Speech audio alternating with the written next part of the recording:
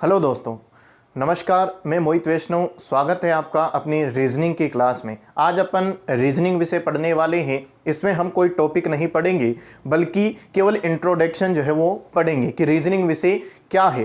तो मैं कहना चाहता हूँ कि रीजनिंग जो है वह हमारे को कंपटीशन में क्यों पूछी गई। तो रीजनिंग विषय क्या सर भाषा है, क्या है, क्या यह कोई भाषा है या फिर सब्जेक्ट है? तो मैं कह रहा हूं कि यह कोई भाषा या सब्जेक्ट नहीं है। कोई भाषा नहीं है, कोई सब्जेक्ट नहीं है। अगर यह कोई सब्जेक्ट होती, कोई विषय होती तो आपको कहीं ना कहीं ग्रेजुएशन में, 10th में, 12th में, first year, second year, final year, 5वीं, 6वीं, 7वीं, 8वीं कहीं ना कहीं जो है वो तुम्हारे को देखने को मिलती। तो मैं कहना चाहता हूं यह कोई सब्जेक्ट नहीं है, कोई विषय नहीं है। तो सर ये क्या है? तो यह जो रीजनिंग है वह तर्क शक्ति है, अर्थात अपने दिमाग में तर्क, किसी भी क्वेश्चन को सोचने और समझने की क्षमता जो है वो किस प्रकार की है, कितनी जल्दी अपन जो है वो किसी सवाल को जो है वो अपने दिमाग से, अपने विवेक से जो है वो सोल्व कर सकते हैं, वही रीजनिंग है। रीजनिंग का अर्थ होता है स्मार्ट थिंकिंग। क्या होता है? स्मार्ट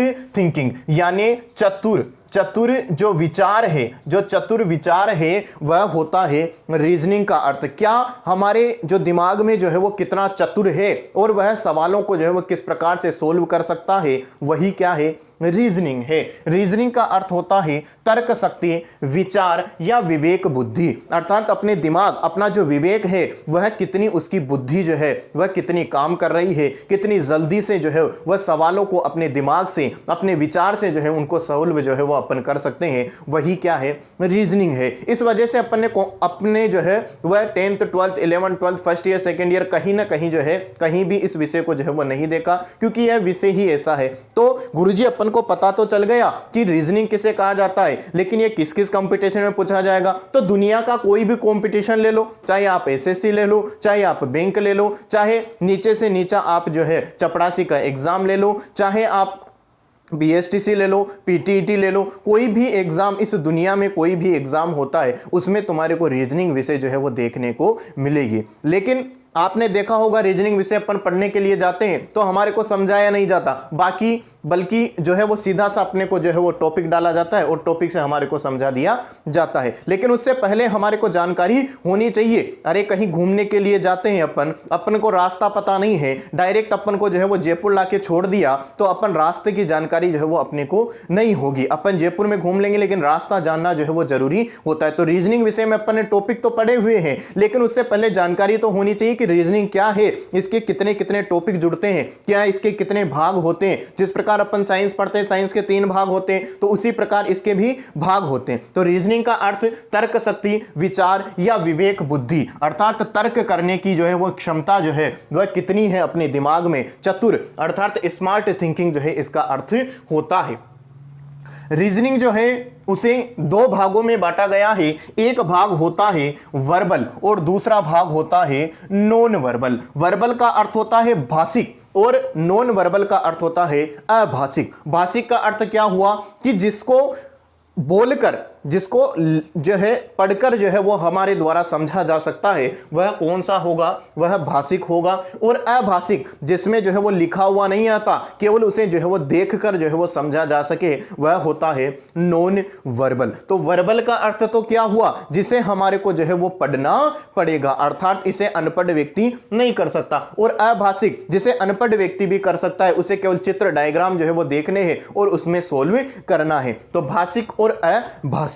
सर्वप्रथम अपन वर्बल जो रीजनिंग है, जो भाषिक रीजनिंग है, उसमें कौन कौन से टॉपिक आते हैं वह अपन देखेंगे। उसके बाद नॉन वर्बल के अंतर्गत हम चलेंगे कि नॉन वर्बल में जो है वो कौन कौन से टॉपिक आते हैं। सबसे पहले यदि अपन बात करें, सबसे पहला जो टॉपिक लगता है, इस क्रम से ही जो है वह अपन आगे टॉपिक जो है वो पढ़ते हुए चलेंगे। पहला टॉपिक अपन यदि अपन बात करें कौन सा है? सादृश्यता परीक्षण। सादृश्यता अपने को जो है वो शब्द से ही पता चल रहा है कि सेम जो है वो इसके अंतर्गत जो है वो नजर आएगा। जैसे उसने दे दिया कि राजा जो है उसने दे दिया राजा जो है वह महल, राजा महल दे दिया, और 4 यहां पर बिंदु वह अपने को दे देता है, और 4 बिंदु लिखने के बाद वह अपने को लिख देता है कि मधुमक्खी, क्या लिख दिया उसने, मधुमक्खी लिख दिया, और मधुमक्खी के यहां पर वह क्वेश्चन मार्क जो है वो लगा देता है। यहां पर क्या लगा देता है, मधुमक्खी के जो है वो क्वेश्चन मार्क जो है वो लगा देता है कि इसमें अपने को अर्थ देखना है कि राजा कहां पर रहता है, राजा महल के अंदर रहता है। वैसे मधुमक्खी कहां पर रहती है, तो मधुमक्खी जो है वो कहां पर रहती है, छाते के अंतर्गत रहती है। कहां पर रहती है अभी, छाते के अंतर्गत रहती है। अर्थात सादृश्यता हमारे को दिखानी है कि इसमें जो सेम होगा वही इसमें आएगा। उसके बाद क्लासिफिकेशन यानी वर्गीकरण, यानी एक दूसरे का वर्गीकरण जो है वो किया जाता है, वह अपन इसमें वर्गीकरण के अंतर्गत पढ़ेंगे। दिशा परीक्षण, इसमें क्या होता है, दिशाओं का अपने को ज्ञान होना चाहिए। इसमें दिशाएं होती है, यह दिशा होती है उत्तर, यह होती है दक्षिण, यह होती है पूर्व, और यह होती है पश्चिम। हमेशा उत्तर दिशा से पूर्व दिशा जो है वह क्लॉकवाइज जो है वो चलती है, और पश्चिम जो है वह एंटी क्लॉकवाइज चलती है। अर्थात घड़ी की विपरीत दिशा में जो है वो पश्चिम होता है, और घड़ी की दिशा के अंतर्गत जो है वो पूर्व दिशा होती है। उसके बाद इसको यदि अपन इस प्रकार से विभाजित कर दें तो यह जो है वो कौन सी भाषा बन जाएगी, यह उत्तरी पूर्वी जो है वो जो है दिशा जो है वो बन जाएगी, और यह दक्षिण पूर्वी बन जाएगी। यह दक्षिण पूर्वी बन जाएगी तो यह कौन सी बन जाएगी भाई, दक्षिणी पश्चिमी बन जाएगी, और यह उत्तरी पश्चिमी बन जाएगी। इस प्रकार से 8 दिशाओं का, 8 दिशाओं का ज्ञान जो है वो हमारे को होना चाहिए। आगे देखो, रक्त संबंध। रक्त संबंध, रक्त संबंध फेवरेट होता है लोगों का, क्योंकि इसमें काका, नाना, मामा, चाचा ऐसे जो है वो सवाल पूछे जाते हैं कि मेरे नाना की दादी की बेटी की बुआ, इस प्रकार के सवाल जो है इसके अंतर्गत जो है वो पूछे जाते हैं। तो हम अपन रक्त संबंध के अंतर्गत ये चीज अपन पढ़ेंगे। उसके अलावा गणितीय संक्रियाएं, जो गणितीय जो संक्रियाएं हैं, अर्थात जोड़ को जो है वो गुणा कह दिया जाए, गुणा को भाग कह दिया जाए, ऐसे सवाल जिसमें पूछे जाते हैं वह किसमें पूछे जाते हैं, गणितीय संक्रियाओं के अंतर्गत पूछे जाते हैं। वर्णमाला परीक्षण, क्या पूछा जाता है, वर्णमाला परीक्षण। वर्णमाला परीक्षण सबसे पहला टॉपिक ज्यादातर जो है वो समझाया जाने वाला टॉपिक होता है। व्यक्तियों को एबीसीडी याद नहीं होती, अपन जिस प्रकार पढ़ाएंगे आपको एबीसीडी याद करने की जरूरत ही नहीं है। अपन जो है वो किस प्रकार से पढ़ेंगे, जैसे अपन ने ए, बी, सी और डी अपने को पता ही है, तो 1 2 3 4 पर आते हैं कि नहीं आते, आते हैं। तो फिर तो ई से शुरू होते हैं, तो ई यानी ईट करो 5 बार, क्या करो, ईट करो 5 बार। इस प्रकार से जैसे लास्ट होता है 12वां, अरे 12 दिन में जिम में जाते हो नहीं जाते, तो लास्ट होता है 12वां, अर्थात एल जो है वो कितने नंबर पे आ जाएगा, 12 नंबर पे आ जाएगा।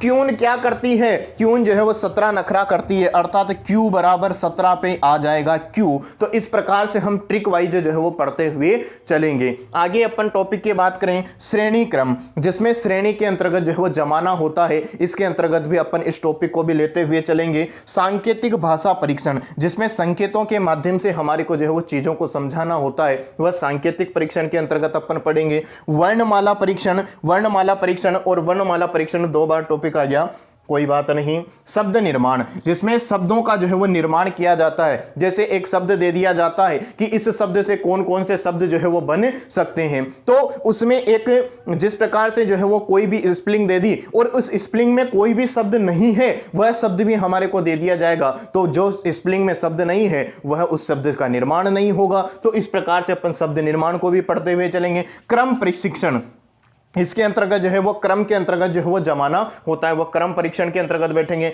बैठक व्यवस्था कि दाएं से बाएं, अगर ये बैठा हुआ है, राम बैठी हुई है, फिर राम बैठा हुआ है, फिर सीता बैठी हुई है, इस प्रकार के सवाल जो है वो अपन क्रम इसमें बैठक व्यवस्था के अंतर्गत पढ़ेंगे।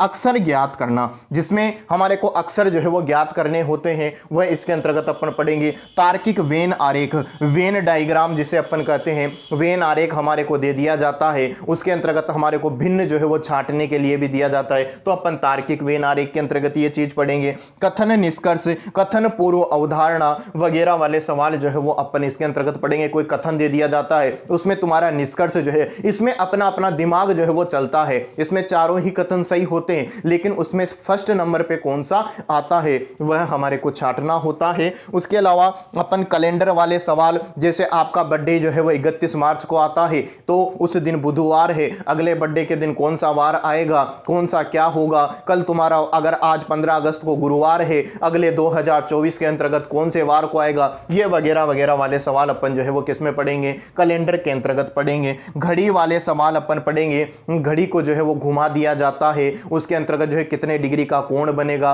वगैरह वगैरह वाले सवाल अपन घड़ी में पढ़ेंगे। पासे वाले सवाल अपन पढ़ेंगे, पासे के अंतर्गत अपन जो है पढ़ेंगे। घन घनाभ वाले सवाल जो है वो अपन पढ़ेंगे। उसके अलावा आकृति गिनना कि इसमें कितने त्रिभुज हैं, कितने आयत हैं, कितने वर्ग हैं, ये वाले सवाल अपन आकृति गिनना के अंतर्गत अपन पढ़ेंगे। आयु संबंधित सवाल जो है यह पहले मैथ्स के अंतर्गत दिए जाते थे। किस में दिए जाते थे भाई? मैथ्स के अंतर्गत दिए जाते थे, लेकिन वर्तमान में हम जो है वो रीजनिंग विषय के अंतर्गत जो है अपन इसके अंतर्गत पढ़ते हैं, क्योंकि रीजनिंग के अंतर्गत भी जो है वो गणित वाले सवाल जो है वो आजकल पूछे जाने लग गए। इस वजह से अपन जो है वो आयु संबंधित सवाल जो है वह भी अपन रीजनिंग के अंतर्गत पढ़ेंगे। यह सारणी वाले सवाल अपने को दिए हुए रहते हैं, एक सारणी बना दी जाती है, उसके अंतर्गत ऐसे इस प्रकार से डॉट डॉट बना दी जाते हैं, यहाँ पर क्वेश्चन मार्क दे दिया जाता है, यहाँ पर क्वेश्चन मार्क दिया जाता है। इस प्रकार के सवाल अपन इसके अंतर्गत पढ़ेंगे। पहेली परीक्षण वाले सवाल भी अपन जो है वो इसके अंतर्गत पढ़ेंगे। तो यह सभी जो टॉपिक है वह वर्बल रीजनिंग के अंतर्गत आते हैं, यानी भाषिक के अंतर्गत आते हैं, यानी जिसके अंतर्गत हमारे को जो है वो पढ़ने की आवश्यकता होती है वह टॉपिक जो है वह कौन सा होता है? वर्बल रीजनिंग होती है। नेक्स्ट अपन पढ़ने जा रहे हैं नॉन वर्बल, अभाषिक अपन जो है वो पढ़ने जा रहे हैं। अब हम बात करते हैं पार्ट 2 की। पार्ट 1 में अपन ने पढ़ा वर्बल रीजनिंग यानी भाषिक रीजनिंग की अपन ने बात की थी, और अपन अब बात करते हैं नॉन वर्बल यानी अभाषिक की अपन बात कर रहे हैं, जिसके अंदर हमारे को जो है वो पढ़ने की आवश्यकता नहीं होती, केवल अपन डायग्राम देखने हैं और अनपढ़ व्यक्ति भी जिसे कर सकता है। अपन नॉन वर्बल के अंतर्गत जो टॉपिक लगते हैं उसमें सबसे पहला आता है जल प्रतिबिंब। अब जल प्रतिबिंब में हमारे को बहुत सारी चीज़ें देखने को मिलती है। इसके अंतर्गत जो है वह अपने को कोई घड़ी दे दी जाती है, और घड़ी में अपने को कहा जाता है कि यदि 12:10 ऐसे हो रहे हैं तो वह जल के अंतर्गत, जल प्रतिबिंब के अंतर्गत हमारे को किस प्रकार से नजर आएंगे, तो वह इसके अंतर्गत जल प्रतिबिंब में हमारे को जानकारी में देते हैं। उसके अलावा दर्पण प्रतिबिंब, दर्पण प्रतिबिंब में भी हमारे को यही जानकारी दी जाती है कि दर्पण प्रतिबिंब के अंतर्गत जो है वो कोई घड़ी दे दी जाती है, कोई व्यक्ति को खड़ा कर दिया जाता है, तो उसकी जो क्रियाएं होती है वह दर्पण के अंतर्गत किस प्रकार से नजर आएगी और दर्पण के बाहर जो है वो किस प्रकार से नजर आएगी। तो यह अपन दर्पण प्रतिबिंब के अंतर्गत पढ़ेंगे। कागज मोड़ना है, काटना है, उसको कितने बार फोल्ड किया, फिर उसको काटा, वगैरह वगैरह वाले सवाल अपन जो है इसके अंतर्गत अपन करेंगे। आकृति निर्माण, अपने को जो है वो आकृति बनानी होती है कि अपन जो है वो आकृति किस प्रकार से बनाएंगे, तो वह आकृति निर्माण वाले अपन भी इसमें पढ़ेंगे। अपने को 4 आकृति दे दी जाती है, इसमें से भिन्न हमारे को छांटना होता है, वह वाले सवाल अपन जो है वो आकृति के अंतर्गत इसके अंतर्गत अपन पढ़ेंगे। सादृश्य परीक्षण, अर्थात समान दिखने वाली आकृति हमारे को दे दी जाती है, जैसे एक गुड़िया बना दी जाती है लेकिन किसी गुड़िया के एक अंगुली कम कर दी जाती है, तो इस प्रकार के सवाल जो है वो अलग छांटना होता है, वह अपन किस में पढ़ते हैं? सादृश्य परीक्षण के अंतर्गत। इसमें अक्षर भी दे दिए जाते हैं, डायग्राम भी दे दिए जाते हैं, ठीक है। इसके बाद अपन श्रृंखला परीक्षण, अर्थात श्रृंखला परीक्षण जो है वह वर्बल में भी लगता है और नॉन वर्बल में के अंतर्गत भी लगता है, लेकिन उसमें हमारे को पढ़कर करना होता है, लेकिन इसमें पढ़ने की आवश्यकता नहीं है, केवल हम देखकर ही जो है वह सवाल को जो है वो कर सकते हैं। आकृति पूर्ति इसके अंतर्गत दी जाती है कि आकृति जो है वो 4 प्रकार की आकृति दी जाती है, उसमें जो सवाल में क्वेश्चन मार्क दे दिया जाता है, उसमें किस प्रकार से हमारे को जो है वो उस आकृति की जो है वो पूर्ति करनी होती है, वह अपन आकृति पूर्ति के अंतर्गत के टॉपिक के अंतर्गत अपन पढ़ेंगे। आकृतियों का तार्किक क्रम, अर्थात आकृतियां दे दी जाती है और उनका क्रम जो है वो किस प्रकार से होगा, पहले नंबर पर कौन सी आकृति आएगी, दूसरे नंबर पर कौन सी क्रिया होगी, तीसरे नंबर पर कौन सी क्रिया होगी, चौथे नंबर पर कौन सी क्रिया होगी, इस प्रकार के सवाल जो है वो तार्किक क्रम के अंतर्गत पढ़ेंगे। आज अपन ने जो है वो इंट्रोडक्शन, रीजनिंग का इंट्रोडक्शन अपन ने पढ़ा। कल अपन एक नए टॉपिक के साथ शुरुआत करेंगे और रीजनिंग को अपन पढ़ेंगे। जय हिंद।